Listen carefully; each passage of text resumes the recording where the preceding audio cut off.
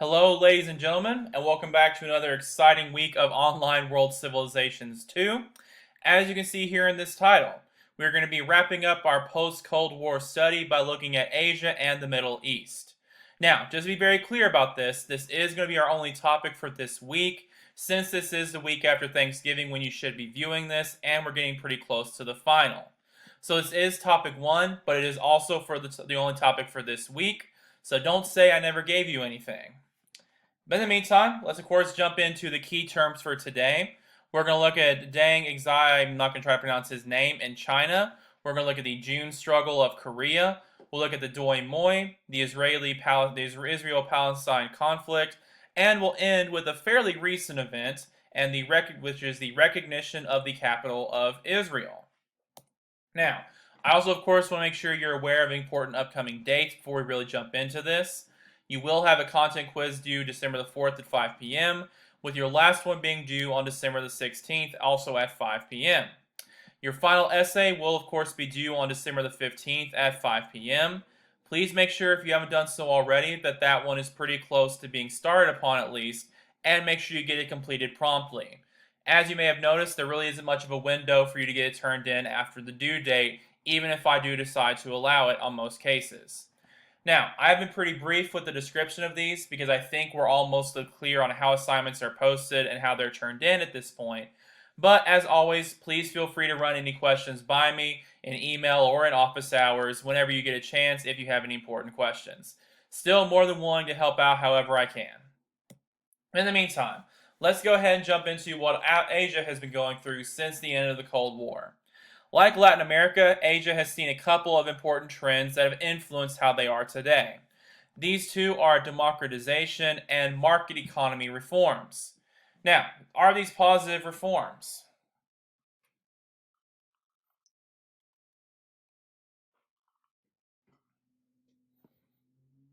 Very good again, students watching at home. I think we can all agree that democratization is a good development because if you don't know what that means, it essentially means that overall, at least, there are of course glaring exceptions, but overall, Asian countries have started to become more democratic and having more democratic governments with republics, representation, fair elections, or at least hopefully fair elections, and all that other fun stuff. However, market economy reforms are, of course, going to be a little bit more debatable at the very least. Market economy reforms essentially means that economies in Asia are becoming somewhat less socialist and are allowing more capitalism and competition of things of that nature. So essentially, this could at least be seen as a win from the United States perspective because it means that Asia is opening up more to the global market economy, which could lead to profit to everyone across the board. However, this could of course lead to some potential negative features associated with capitalism, which we will debate here just a little bit, and you of course are all free to discuss on your own. In the meantime, let's give a very quick summary of what China has been going through since the end of the Cold War.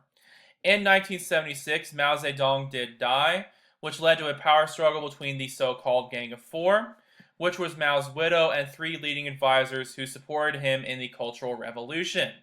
Does anyone remember what the Cultural Revolution was from a few weeks ago?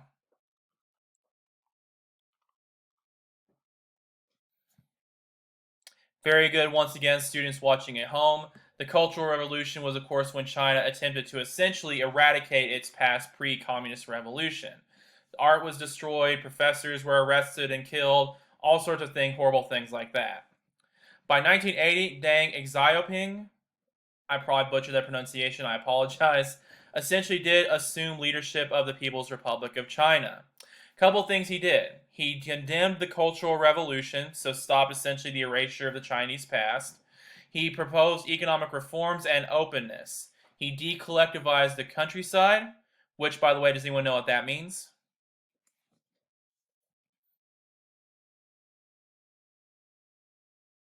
Very good. Again, any economic experts I have watching at home, this is essentially another example of introducing capitalism to China. Instead of the community trying to own the countryside or own land together and produce things collectively as a community, private ownership would now be allowed in the countryside. The industrial sector was deregulated, and the country was opened up to foreign investment, which, for example, directly led to Nixon visiting China for the first time since the Communist Revolution took place. This led to an overall massive GDP growth, which I'm sure many of you are aware of. Between 1978 and 2013, the GDP of China grew by an average of 9.5% per year. However, this has arguably led to increased inequality in the country. So while the economy has been growing as a whole, due to the lack of regulation, inequality has actually arguably gotten worse in some areas. For example, the welfare state has largely been eliminated in China, so there's no social security or safety nets for the Chinese people, and the lack of regulation has led to monopolies gaining power in the country. So again, a bit of a mixed bag, you could argue. Also, China has still been engaged in many human rights and global issues. For example, censorship was quite common.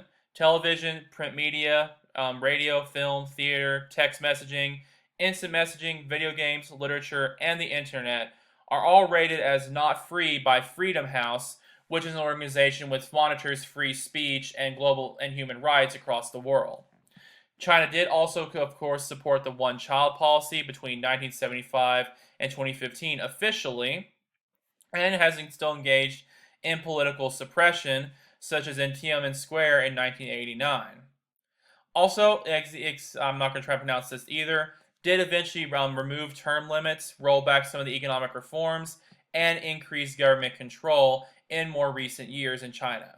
So again, while there have been some positive developments, arguably in China, there are some troubling practices that China has engaged in that could signal maybe sort of a fallback to their previous behavior.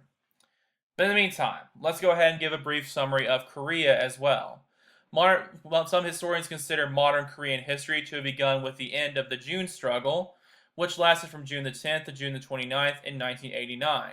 These were mass protests across South Korea, which ended the military government that had been in place there since 1961, which had been supported by the United States.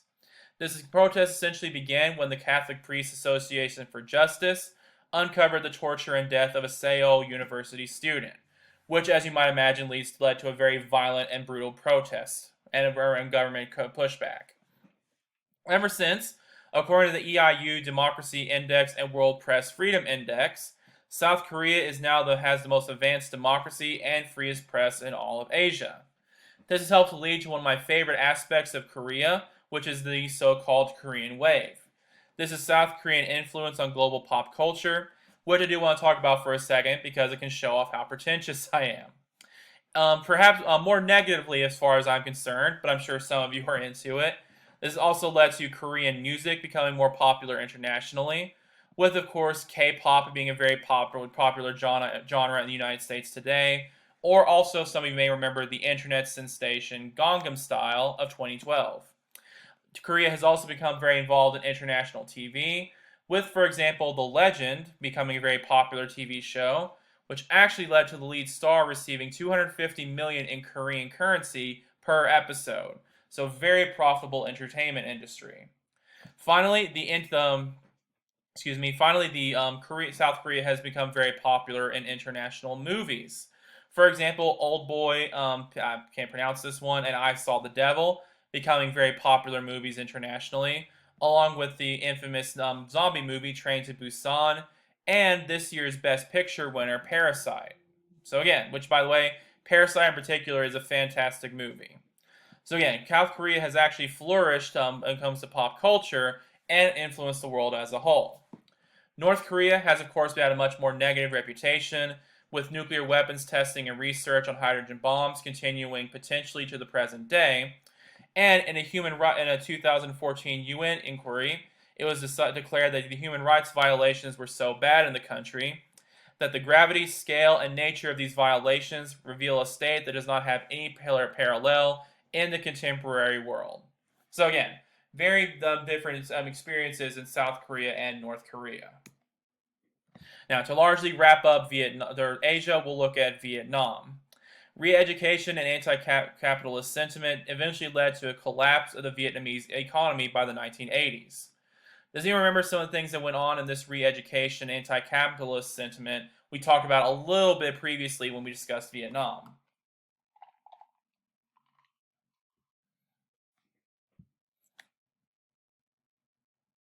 Very good, once again, students paying attention at home or who are just interested in Vietnamese history for whatever reason. We talked very briefly about Ho Chi Minh's actions in Vietnam after the Vietnam War. Many mass murders and re-education policies were enacted to turn people against capitalism and to support the communist regime. These were eventually so brutal that it did lead to a collapse of the Vietnamese economy. In response, this individual, whose name I won't try to butcher, became the General Secretary of the Communist Party from 1986 to 1981 in the country. He passed the Doi Moi legislation, if I'm pronouncing that correctly. These were reforms which were intended to create a socialist-oriented market economy. So essentially, they would still have a focus on socialism, but allow market reforms.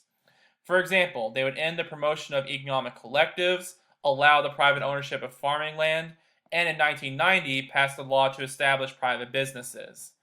This has led to a few positive developments in Vietnamese history.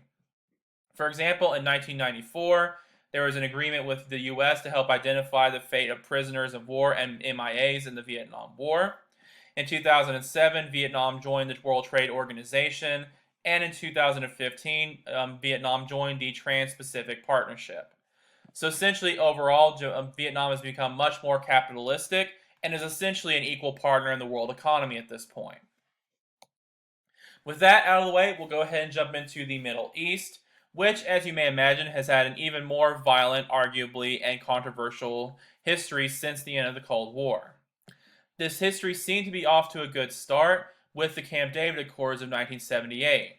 This resulted in a peace treaty between Egypt and Israel, and allowed Egypt to get back control of the Sinai Peninsula. Also, as a result of this treaty, Israel got control of a region called the Gaza Strip, which was intended to be part of a future Palestinian state. Now, thinking back to last week, why is this probably going to be an issue?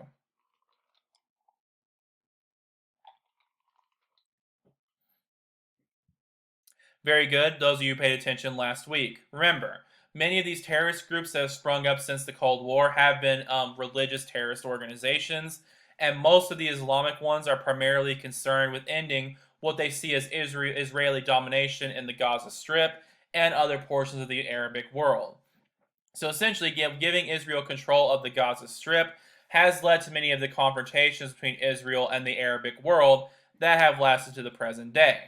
Don't worry, by the way, I'm not going to get into whether that was a good decision or not, but as we'll talk about for the rest of this lesson, it has led to some definite consequences.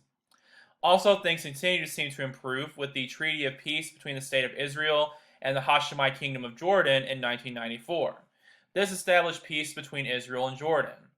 This ended a conflict that had begun in 1971 and established mutual cooperation and an end to hostilities, which had reportedly cost about $18.3 billion and many lives.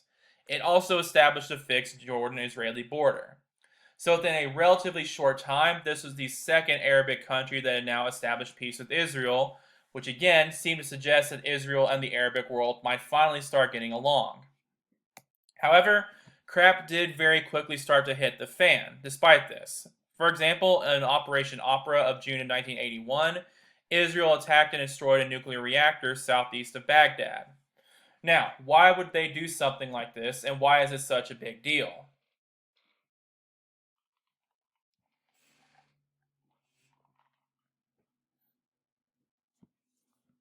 Very good. Maybe for those of you who remember our justification for going to war in Baghdad in Iraq in 2003. Israel claimed that this nuclear reactor wasn't just for power, as Iraq said it was, and believed this could be leading to Saddam Hussein participating in nuclear weapons research. So, of course, Israel wanted to retaliate. This again how you react to this could depend on your interpretation of the events. On the one hand, it could be a great preemptive strike that keeps the rest of the world safe. On the other hand, it could be an unnecessary action that just further antagonizes Iraq. Of course, but again, that's largely up to interpretation. The Gulf War in 1991 also occurred, with Israel being drawn into this conflict as well. During the war, Iraq launched about 39 Scud missiles, which are tactical ballistic missiles, which you can see depicted here, into Israel to prevent them from joining the UN coalition to liberate Kuwait. Now, the US actually convinced Israel to not retaliate. Why do you think they did this?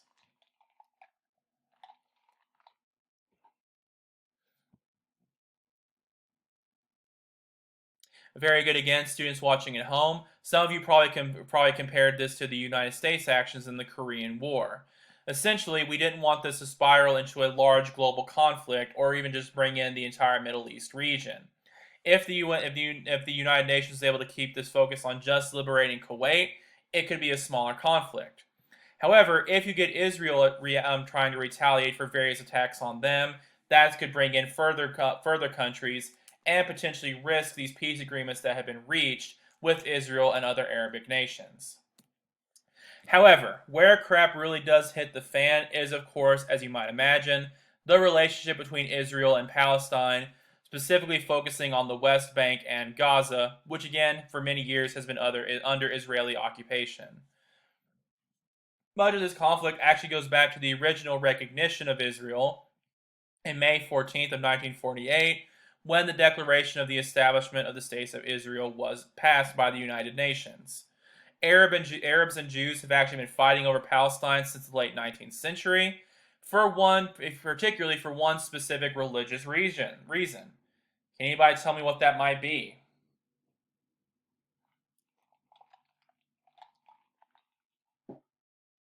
Very good. I kind of gave it away here, as you might have noticed. The control of Jerusalem.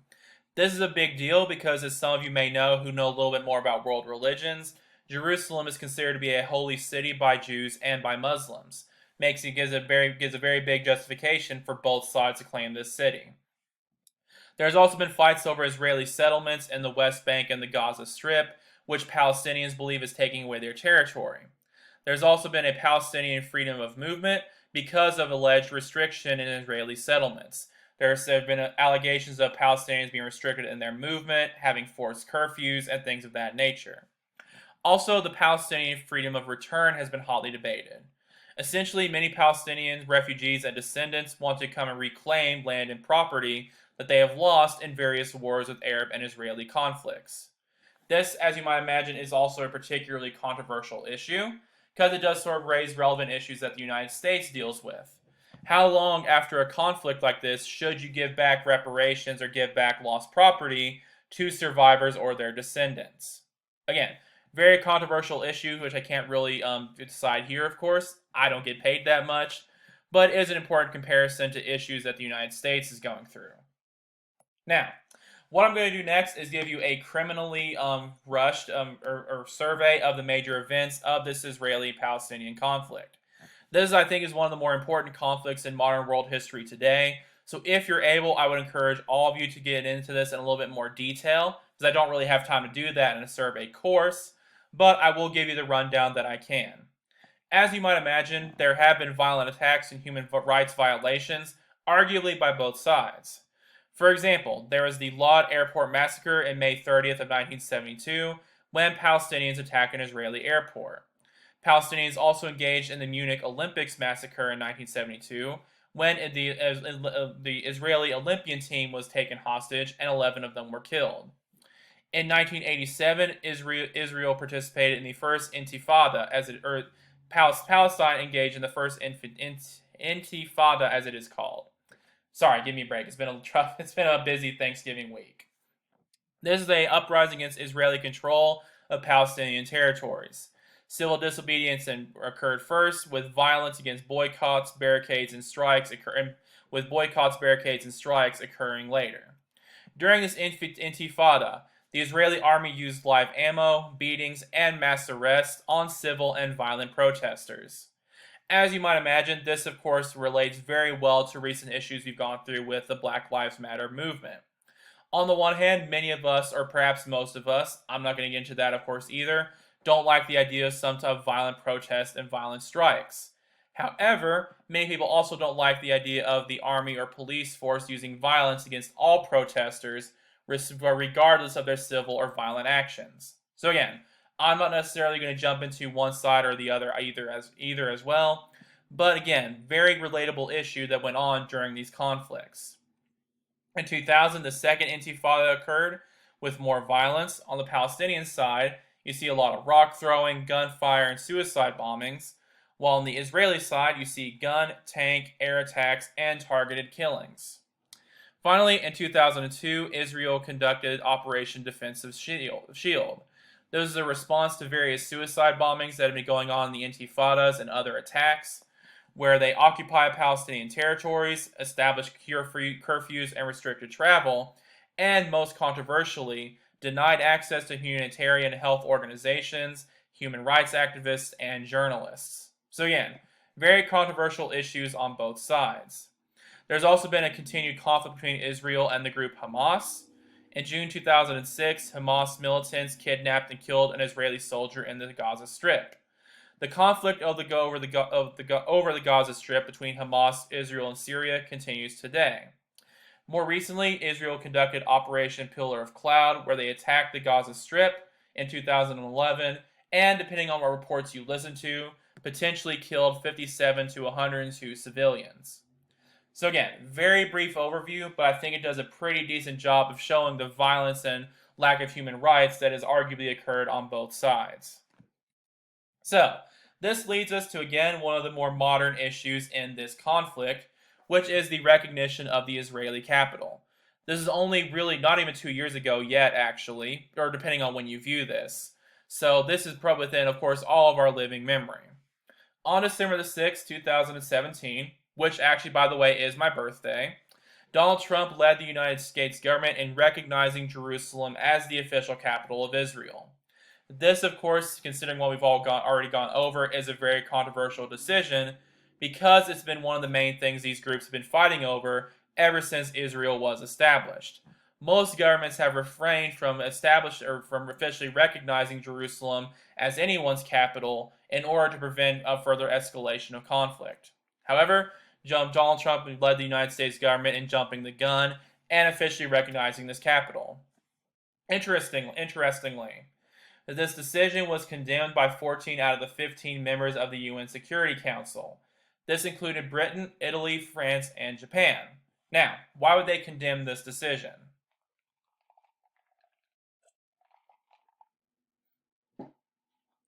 Very good again, students watching at home. I essentially already gave this one away. They were scared of this decision leading to a further escalation of conflict. However, as you might imagine, this decision was praised by the Israeli Prime Minister and was seen by many as an attempt of the United States to strengthen and continue their relation with Israel. Ever since this decision, leading up until about last year, Gaza Strip protests have of course broken out and has resulted in an estimated death of 58 Palestinians in response to rocks and explosions being thrown by the protesters.